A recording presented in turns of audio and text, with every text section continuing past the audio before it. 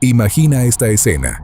Eres una joven de 21 años que acaba de ganar una competencia de baile que puede cambiarlo todo. Pero, sin saberlo, acabas de convertirte en el objetivo de dos personas consumidas por la envidia. Una de ellas llega al extremo de convencer a su pareja de que demostrar su amor significa quitarte la vida. Todo fue una trampa, un plan frío nacido de la frustración, los celos y una obsesión enfermiza por un puesto que no pudieron aceptar perder. Lo más perturbador no es solo el crimen, sino el motivo, una simple competencia que terminó en muerte. Quédate hasta el final, porque lo que vas a descubrir en esta historia es aún más oscuro de lo que imaginas. El caso de Aline Oliveira. Todos los días convivimos con la maldad. Somos testigos de la parte más oscura del comportamiento humano. El sufrimiento provocado por un individuo a otros es algo latente en nuestra sociedad. En Investigadores Criminales nos adentraremos en ese lado oscuro de la humanidad. Traeremos a la pantalla los más perversos crímenes y trataremos de entrar en la mente de esos seres que cometen los más terribles actos. Yo soy Guillermo, y el día de hoy te traigo otro caso más. Pero antes de comenzar, quiero que me digas desde dónde nos estás viendo. Nos gusta mucho saber hasta dónde llegan estas historias. Tampoco olvides dejar tu me gusta y compartir este video si crees que a alguien más le puede interesar. Y ahora sí, comencemos. Era la mañana del viernes 21 de septiembre de 2012 en Cariacica, municipio del estado de Espírito Santo en Brasil, cuando la policía recibió una llamada de emergencia desde un hotel turístico. En el lugar se había producido un homicidio y la situación era caótica. Patrullas y detectives acudieron rápidamente. Cuando los investigadores llegaron al hotel, encontraron un ambiente marcado por el desorden, gritos y confusión. En el patio del establecimiento, yacía herida de gravedad una joven identificada como Aline Gama Oliveira, una bailarina de apenas 21 años. Había recibido 2 disparos por la espalda en plena zona exterior del hotel, frente a empleados y personas que quedaron paralizadas por el ataque. Los presentes relataron que el crimen ocurrió en cuestión de segundos. Un motociclista pasó junto a la joven y abrió fuego antes de escapar rápidamente del lugar. La víctima todavía fue trasladada de urgencia al hospital privado municipal, pero los médicos no pudieron salvarle la vida debido a la gravedad de las heridas. Desde el primer momento el caso llamó la atención de los detectives por varios detalles extraños. Nadie había intentado robarle sus pertenencias, ya que su bolso, dinero y teléfono celular permanecían intactos. Además, los empleados del hotel aseguraron que Aline no estaba hospedada allí, y ninguno entendía por qué había acudido al lugar aquella mañana. Los agentes comenzaron a interrogar a trabajadores, clientes y testigos mientras el equipo forense aseguraba la escena. Poco a poco surgió una información importante. Según algunas amistades, la joven había salido de casa convencida de que asistiría a una audición relacionada con un evento musical. Sin embargo, dentro del hotel nadie tenía conocimiento de ninguna selección artística programada para ese día. Varios testigos afirmaron haber visto a Aline caminar hacia el patio del hotel y atender una llamada telefónica justo antes de los disparos. Todo indicaba que alguien la había llevado hasta ese lugar mediante un engaño cuidadosamente preparado. Para los investigadores, aquello ya no parecía un crimen improvisado, sino una emboscada planificada con anticipación. Mientras avanzaban las primeras horas de investigación, se comenzaron a reconstruir los movimientos recientes de la víctima. El principal problema era que nadie encontraba una razón lógica para matar a la joven. Sus familiares y amistades insistían en que no tenía conflictos graves, problemas sentimentales ni vínculos con ambientes criminales. Los detectives entrevistaron a vecinos, compañeros de trabajo y al novio de la joven. Todos coincidían en que llevaba una vida tranquila, enfocada principalmente en el baile y en las oportunidades laborales que pudieran surgir dentro del mundo artístico. Tampoco encontraron señales de deudas, amenazas o consumo de sustancias que permitieran pensar en otro tipo de ajuste de cuentas. La clave apareció cuando los investigadores analizaron el contenido del teléfono celular de la víctima. En el registro de llamadas aparecían repetidamente 2 nombres, Luis Paulo y Arthur Matos. Ambos estaban relacionados con una banda de música forró, un tipo de música con baile folclórico popular en el noreste de Brasil, y mantenían comunicación constante con Aline durante los días previos al crimen. Cuando fueron localizados e interrogados, tanto Luis como Arthur se mostraron sorprendidos por la noticia del crimen. Explicaron que Aline acababa de obtener una oportunidad importante dentro de la agrupación.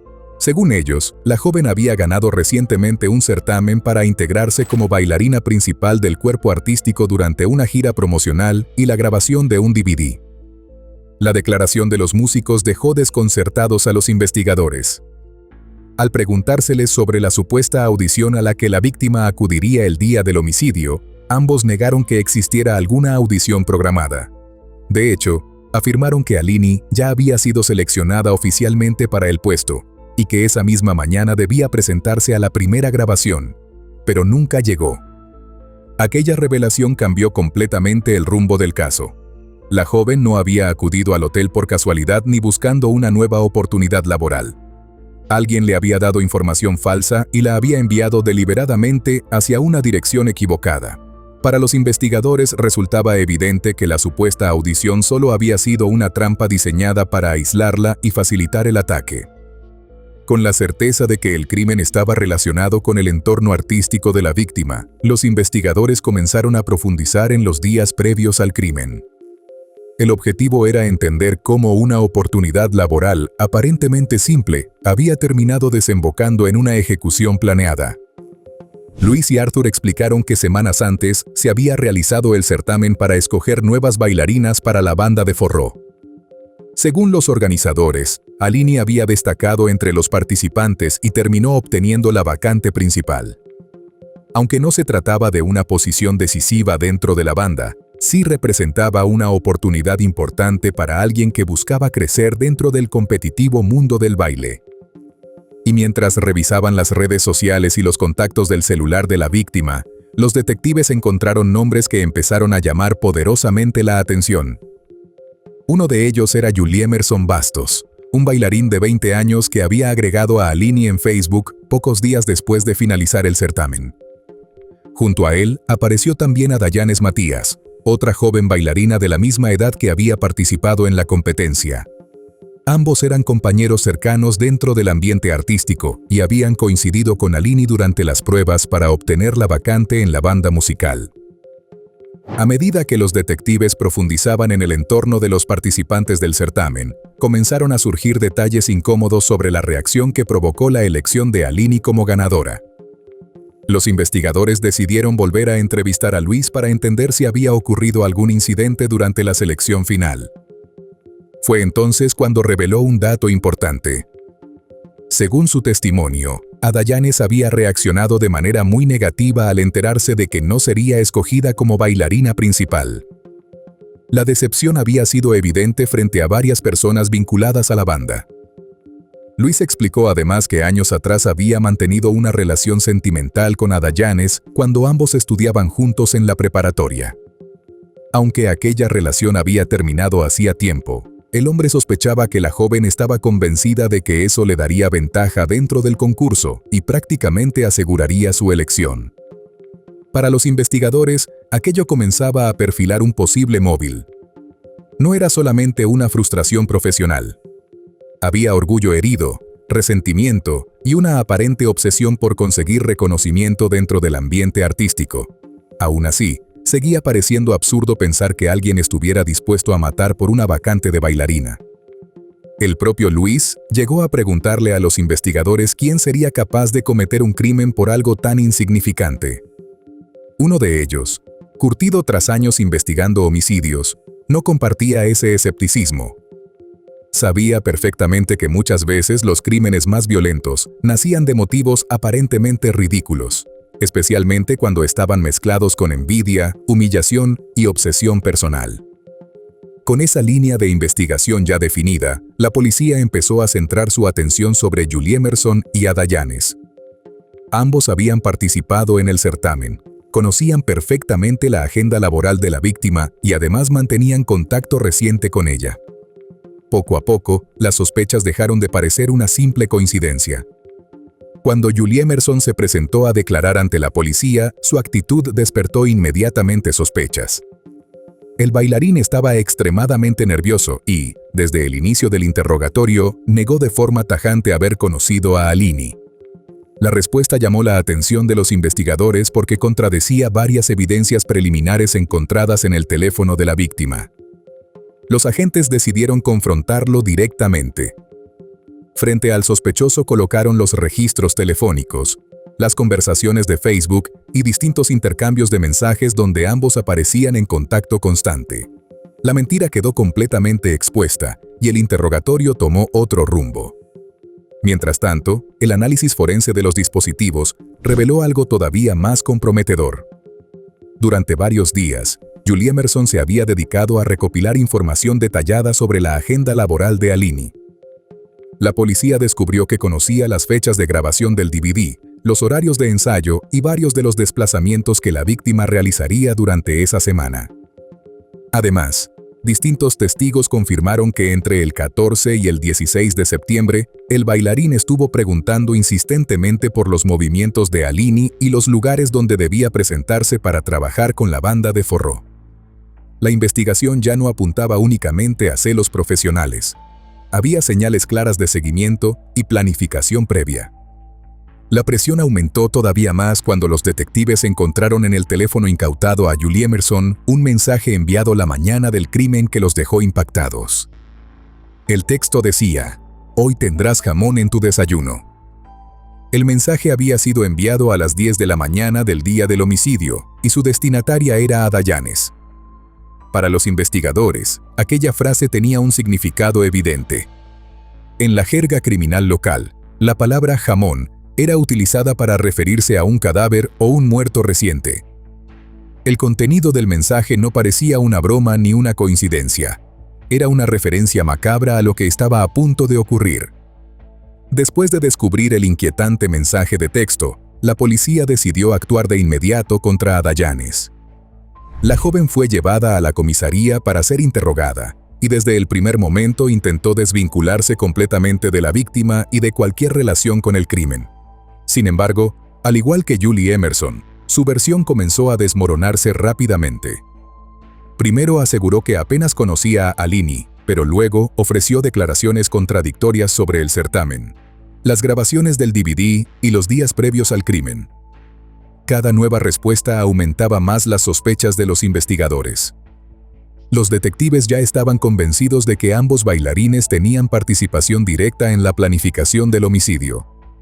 Las comunicaciones entre ellos, el interés obsesivo por la agenda de la víctima y las inconsistencias de sus testimonios apuntaban claramente a una conspiración. Aún así, faltaba resolver una pieza fundamental: identificar al motociclista que había disparado contra Alini en el patio del hotel. La respuesta llegó de forma inesperada. Mientras la policía continuaba trabajando en el caso, un hombre se presentó voluntariamente en la comisaría. Se trataba de David Correia de Souza, novio de Ada Yanes. Lo que dijo dejó atónitos a los detectives.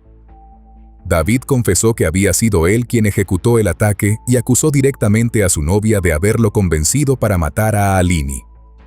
A partir de ese momento comenzó a relatar con detalle cómo se había planeado toda la emboscada. Según su declaración, todo empezó cuando Ada Yanes y Julie Emerson vieron en Facebook una publicación de la banda anunciando la grabación del DVD y la futura gira promocional. La noticia provocó una reacción de rabia y resentimiento en ambos bailarines, quienes sentían que la oportunidad laboral les pertenecía a ellos y no a Alini. David explicó que inicialmente no habían pensado en matarla. Durante varios días discutieron distintas formas de intimidarla para que abandonara el puesto. Hablaron de secuestrarla, amenazarla e incluso disparar contra el autobús en el que viajara para asustarla. Pero ninguno de esos planes les parecía suficiente.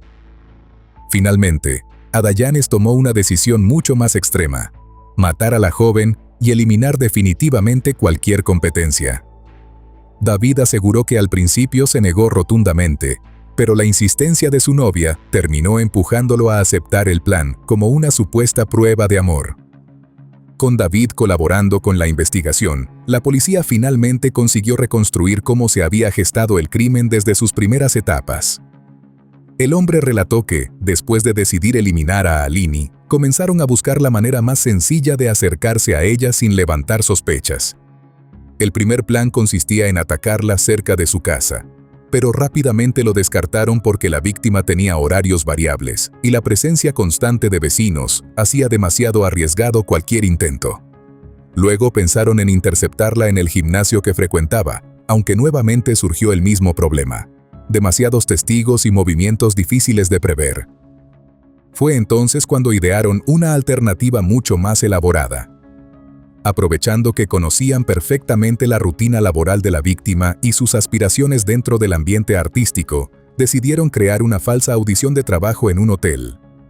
La intención era llevarla a un lugar donde estuviera sola, desprevenida y lejos de personas cercanas. Según David, tanto Adayanes como Julie Emerson participaron activamente en la preparación de la trampa. Utilizaron sus propios teléfonos celulares y redes sociales para averiguar horarios, grabaciones y desplazamientos de Alini. Derrotados por la confesión de David y por el peso de las pruebas digitales, Julie Emerson y Adayanes finalmente terminaron cediendo durante los interrogatorios. El miércoles 26 de septiembre de 2012, ambos ofrecieron una confesión completa sobre su participación en el crimen. Durante su declaración, Julie Emerson aseguró que todo nació de una profunda frustración personal. Tanto él como Adayanes soñaban con alcanzar reconocimiento dentro del mundo del baile, pero sentían que sus esfuerzos nunca daban resultados. Según explicó, veían aquel certamen como una oportunidad definitiva para cambiar sus vidas, y cuando Alini obtuvo el puesto, comenzaron a convencerse de que les había arrebatado algo que les pertenecía. Lo más perturbador de la confesión fue descubrir que ambos creían sinceramente que, tras la muerte de la joven, la banda terminaría contratándolos automáticamente para ocupar la vacante. Aquella idea absurda y profundamente distorsionada terminó convirtiéndose en el motor del crimen. Tras las confesiones de los implicados, la policía pudo reconstruir con precisión cómo ocurrió la emboscada aquella mañana en el hotel. David relató cada detalle del ataque y explicó que la falsa audición funcionó exactamente como habían planeado. El hombre sabía que Alini acudiría al lugar creyendo que se trataba de una nueva oportunidad profesional. Para asegurarse de que permaneciera en el punto exacto donde querían interceptarla, decidió utilizar el teléfono celular como elemento clave de la trampa. Cuando la joven llegó al patio del hotel, David la llamó directamente. La intención era simple: mantenerla distraída mientras se acercaba en motocicleta sin despertar sospechas. Al responder la llamada, Alini redujo el paso y se concentró en la conversación, sin notar el peligro que se aproximaba por la calzada. Según el relato del agresor, en determinado momento fingió que había otra llamada en espera para obligarla a detenerse unos segundos más en una zona aislada del patio. Aquella pausa fue suficiente para ejecutar el ataque. David aceleró la motocicleta hasta quedar a una distancia adecuada, sacó el arma y disparó por primera vez. La bala impactó en la espalda de la víctima, cerca del omóplato izquierdo, provocando que se estremeciera violentamente por el dolor y la sorpresa. Sin detenerse, el atacante se aproximó todavía más y realizó un segundo disparo dirigido a una zona más baja de la espalda, a la altura del corazón. El impacto hizo que Alini cayera agonizante sobre el suelo mientras alrededor comenzaban los gritos y el caos provocado por el estruendo de los disparos. Convencido de que nadie había logrado identificarlo, David huyó rápidamente del lugar mientras empleados y testigos corrían desesperados para intentar auxiliar a la joven. Minutos después, Alini sería trasladada al hospital donde finalmente se confirmó su muerte. Durante su declaración, el hombre también explicó por qué había decidido entregarse y colaborar con la policía. Según dijo, terminó comprendiendo que Adayanes únicamente lo había utilizado para eliminar a una rival dentro del certamen y que, una vez cometido el crimen, probablemente también pensaba abandonarlo. Herido en su orgullo y sintiéndose manipulado, decidió revelar toda la verdad y arrastrar consigo a los demás implicados. Después de las confesiones y las detenciones, los 3 implicados fueron enviados a prisión preventiva mientras avanzaba el proceso judicial. La fiscalía presentó cargos por homicidio calificado con motivo fútil, sosteniendo que el crimen había sido planificado únicamente por envidia y resentimiento profesional. Para los investigadores, el móvil convertía el caso en uno de los crímenes más absurdos y crueles que habían visto en años. Durante el juicio, la defensa intentó desacreditar gran parte de las pruebas digitales presentadas por la policía. Los abogados sostuvieron que los mensajes y registros telefónicos podían haber sido manipulados o interpretados fuera de contexto. Sin embargo, la fiscalía respondió presentando un elemento devastador: la confesión completa grabada en video de Juliemerson Bastos. En aquella grabación, el bailarín ofrecía detalles extremadamente precisos sobre la planificación del crimen, datos que únicamente podían conocer quienes participaron directamente en la conspiración. Para los fiscales, aquello destruía cualquier intento de negar la autoría intelectual del crimen. Posteriormente, Adayanes también declaró ante el tribunal. Visiblemente alterada, intentó presentarse como una persona frustrada por las dificultades del mundo artístico y afirmó que aquel concurso representaba para ella la última oportunidad de alcanzar reconocimiento como bailarina.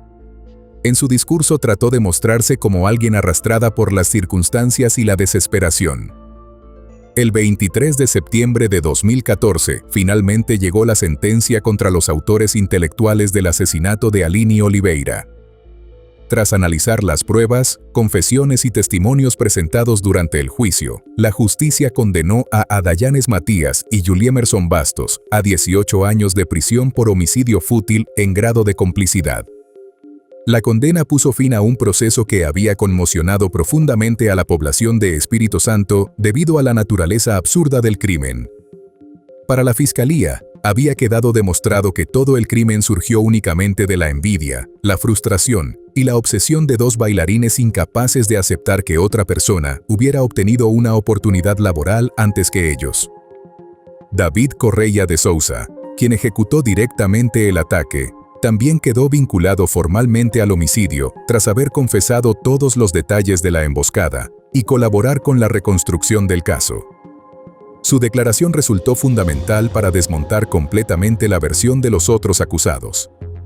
Hasta este momento, mayo de 2026, no encontramos datos sobre su sentencia.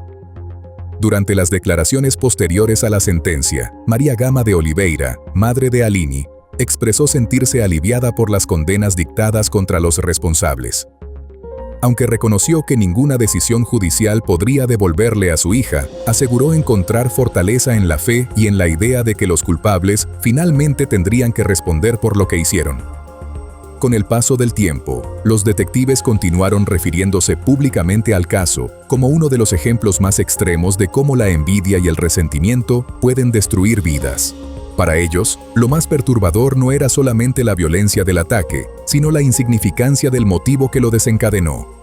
Según declararon años después, los responsables eran personas consumidas por una autoestima frágil y una visión distorsionada del éxito, incapaces de aceptar el mérito ajeno sin sentirlo como una ofensa personal. En su opinión, esa mentalidad terminó transformando una simple competencia artística en una conspiración homicida.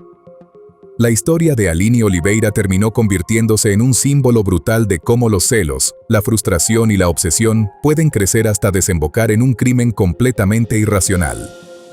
Una joven de 21 años fue privada de la existencia por una oportunidad de baile, mientras 3 personas arruinaban también sus propias vidas persiguiendo un reconocimiento que jamás llegó.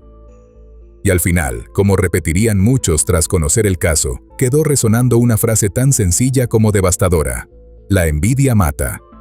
¿Crees que la envidia y la obsesión por el éxito pueden convertir a personas comunes en agresores con tal brutalidad? ¿Hasta qué punto Adayanes manipuló a David para cometer el crimen? ¿Y cuánto peso real tuvo él en la decisión de matar?